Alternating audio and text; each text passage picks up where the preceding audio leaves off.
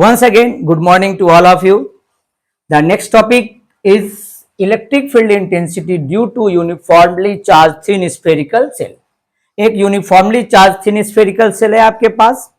इस spherical shell की वजह से आपको इलेक्ट्रिक इंटेंसिटी डिफरेंट पॉइंट पे निकालनी है bye using the Gauss theorem. ठीक है, तो जब हम एक स्फेरिकल सेल एज्यूम करते हैं, ठीक है, तो उसके अराउंड में क्या होगा, गॉसियन सरफेस क्रिएट होगा. गॉसियन सरफेस डेफिनेटली हम कहां पे लेंगे, एक पॉइंट ऑफ ऑब्जर्वेशन में लेंगे. अब ये एक स्फेरिकल सेल है, इसके लिए गॉसियन सरफेस भी क्या होगा, स्फेरिकल होगा. क्लियर हो गई चीजें. हमने क्या किया, एक पी पॉइंट एज्यूम किया, ठीक है, और इस पी पॉइंट पे हमें इलेक्ट्रिक इंटेंसिटी को कैलकुलेट करना है. तो P point is at a distance small R from the centre of spherical shell. Capital R is the radius of the spherical shell. ठीक, अब इस कॉन्सेप्ट के ऊपर आपके पास तीन कंडीशन जनरेट होंगे. एक होगा when small R greater than capital R. इसका मतलब क्या हुआ जी, कि point of observation lies outside of the cell. ठीक है. सेकंड क्या कहता है, small R equals to capital R. इसका मतलब हुआ point of observation lies on the surface of the cell या at the surface of the cell. Clear. And third point क्या कहता है, small R less than capital are. तो point of observation lies inside of the cell. ठीक है, इन तीनों point के लिए आपको इंटेंसिटी को कैलकुलेट करना है. कॉन्सेप्ट क्लियर हुआ. अब हम क्या करेंगे, जिस पॉइंट पे हमें इंटेंसिटी कैलकुलेट करनी है वहां पे हम एक सरफेस एरिया एज्यूम किए ds. अब इस ds के लिए एरिया वेक्टर क्या हो गया, outward and perpendicular. Electric intensity spherically symmetric, इधर जाएगी बाहर की तरफ, आउटवर्ड. अब इस सिचुएशन में ds और e के बीच में एंगल क्या मिला आपको, 0 डिग्री. क्लियर हो गई बात. तो ये किसी भी पॉइंट, अब आप पूछ सकते हो कि सर पी पॉइंट आपने यहां लिया, क्या यहां नहीं ले सकते, क्या यहां नहीं ले सकते, या यहां पे नहीं ले सकते. इस पूरे के पूरे गॉसियन सरफेस के किसी भी पॉइंट पे आप पॉइंट ऑफ ऑब्जर्वेशन एज्यूम कर सकते हो. ठीक है, डायग्राम क्या होगा, ऐसा ही बनेगा, यही कंडीशन रहेगा. और ई और ds हमेशा क्या रहेंगे, एक दूसरे के पैरेलल रहेंगे. Concept clear. अब पहला केस हम लेते हैं, यहां पे case number 1, when point P lies outside of the cell. Outside of the cell.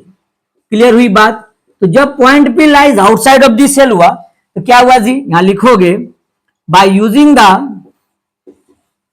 Definition of electric flux. Electric flux क्या जी, phi is equals to close integration E dot ds. ठीक है. So you can easily say that is phi is equals to close integration E ds cos 0 degree. So phi equals to close integration E ds. So phi is equals to what, E close integration ds. So phi is equals to E, that is a 4 pi small r square. Then what is the value of electric intensity here? E equals to phi divided by 4 pi r square. This is the value of electric intensity. अब आ जाओ इस जगह पे, what is the Gauss theorem. तो यहां पे since from Gauss theorem what is the value of flux, phi equals to Q by epsilon naught. Value को put करेंगे, therefore E equals to Q divide by 4 pi epsilon naught r square. This is the value of electric intensity. Electric intensity at the point outside of the spherical cell. ठीक है. अब second point मेरा क्या कहता है, on the surface of spherical cell. On the surface of spherical cell. ठीक है, surface of spherical cell. तो surface of spherical cell में small r must be equal to capital R. हो गया जी. तो क्या करेंगे इस जगह से, E equals to Q divide by 4 pi epsilon naught capital R square. आप समझोगे एक बात को, सुनोगे ध्यान से. आपने Q को यूनिफॉर्मली डिस्ट्रीब्यूट किया था ना ओवर द सरफेस. तो what is the value of the Q. ठीक है, तो since sigma is the surface charge density, याद आ रहा है, सरफेस चार्ज डेंसिटी. ठीक है, then what is the value of Q. तो we can say that the value of Q is, यहां देखोगे इस जगह पे Q की वैल्यू क्या हो जाएगी, Q equal to sigma multiplied with 4 pi R square. Concept clear.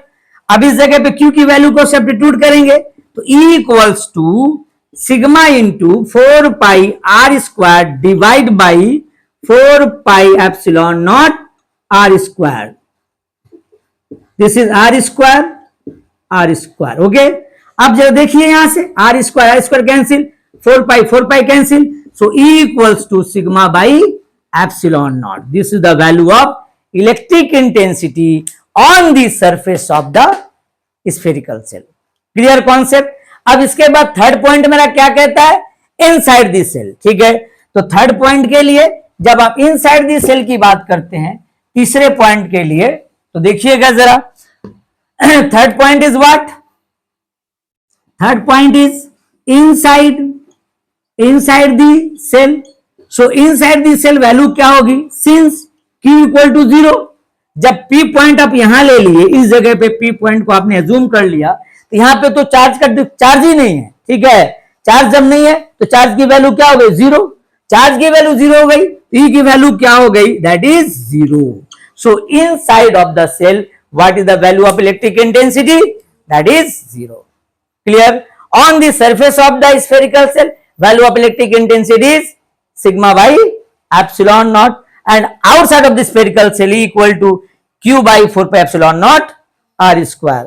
Concept clear. अब इसी कंडीशंस में हम क्या करेंगे, ग्राफ बनाएंगे। ध्यान से देखिएगा आप। ठीक है, तो जब आप ग्राफ बना रहे हो तो ये आपके पास that is a distance R, और ये वैल्यू किसकी हुई, इलेक्ट्रिक इंटेंसिटी की। ध्यान से समझो इधर। ठीक है, ये पॉइंट क्या हो गया, this point is the centre. इसका मतलब ये जो पोजीशन है, ये पोजीशन O, वो ये पोजीशन O है। कॉन्सेप्ट क्लियर हुआ। अब O से लेकर सरफेस तक, O से लेकर सरफेस तक वैल्यू ऑफ इंटेंसिटी कितनी है, 0। मतलब O से सरफेस तक किसी भी पोजीशन पे जाओगे, वैल्यू ऑफ इंटेंसिटी आपको क्या मिलेगी, 0 मिलेगी। अब इंटेंसिटी आपको मिली कहां, ऑन दी सरफेस, क्या मिली, सिग्मा बाई एप्सिलॉन नॉट। इसका मतलब इस पोजीशन पे आपको सबसे पहले इंटेंसिटी मिली। ठीक है ना, small r equal to capital R। वो क्या वैल्यू मिली जी, आप इजिली कह सकते हो the value is equal to Q by 4 pi epsilon not capital R square, और you can say that sigma by epsilon not कह सकते हो। अब इसके बाद जैसे ही R greater than capital R में जा रहे हो तो ग्राफ क्या हो गया, is inversely proportional to R square. Clear. तो ये रीजन ब्लैंक क्यों है पता चला, ये रीजन ब्लैंक इसलिए है यहां पे कोई चार्ज ही नहीं है, तो वैल्यू ऑफ इंटेंसिटी भी क्या हो जाएगी आपकी, 0 हो जाएगी। क्लियर। तो मैक्सिमम आपको वैल्यू कहां मिलेगी, इस जगह पे मिलेगी, या और यही क्या होगी आपकी मैक्सिमम वैल्यू। इसके बाद जैसे सरफेस से आप बाहर जाओगे तो इंटेंसिटी क्या हो जाएगी, inversely proportional to R square. Concept clear हुआ।